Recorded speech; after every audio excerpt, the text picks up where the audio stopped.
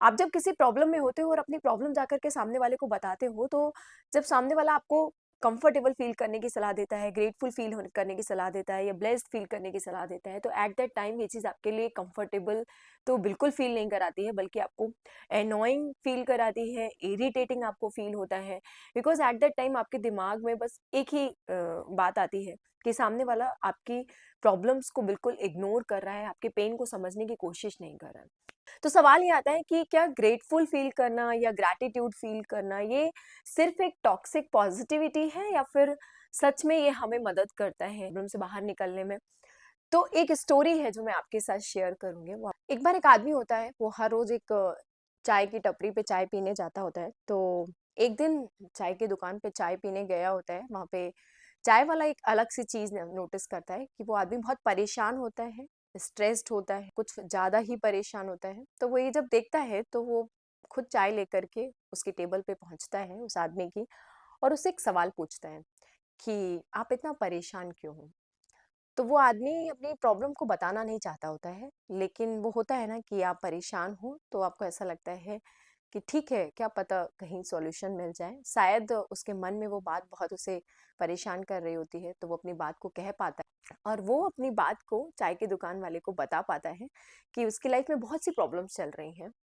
उसका बिजनेस घाटे में है, उसके ऊपर बहुत कर्जा चढ़ रहा है, कुछ मेडिकल खर्चे हैं, कुछ बिल्स हैं जिन्हें पे करना है, वो कैसे करेगा, नेक्स्ट प्लान कुछ समझ में नहीं आ रहा है, क्या करना है आगे वो रास्ता समझ में नहीं आ रहा है। वो चाय की दुकान वाला जो होता है ना, वो उसे बस एक ही सवाल पूछता है कि ठीक है, तुम्हारी लाइफ में प्रॉब्लम्स हैं, वो ठीक है, लेकिन क्या तुम पूरे दिन में कोई ऐसी चीज है जिसे लेकर के ब्लेस्ड महसूस करते हो, ग्रैटिट्यूड महसूस करते हो? वो आदमी को बहुत गुस्सा आता है, वो इरिटेटेड महसूस करता है उस टाइम पे, क्योंकि ऑब्वियसली जब आपने किसी को प्रॉब्लम बताओ और सामने वाला ऐसी बात करता है, तो आपको ऐसा फील आता है कि सामने वाला आपके पेन को समझना नहीं चाहता। शायद उस आदमी को वही महसूस होता है, तो वो बोलता भी है उस चाय की दुकान वाले से कि मेरी लाइफ में इतनी प्रॉब्लम चल रही है और आप इसे इग्नोर करके कुछ और चीज़ों पे फोकस करना चाहते हो। लेकिन चाय की टपरी वाला रुकता नहीं है, वो फिर से उससे वो सवाल पूछता है कि आपकी लाइफ में कोई ऐसी चीज़ है जो आपको ब्लेस्ड महसूस करता है कराता है? वो आदमी बताता है कि हाँ, मेरी लाइफ में मेरी बच्ची है जो हर रोज़ मुझे गले से लगाती है और मुझे बहुत ताकत मिलती है उस वक़्त। वो चीज़ मुझे हमेशा ब्लेस्ड फ़ील कराती है।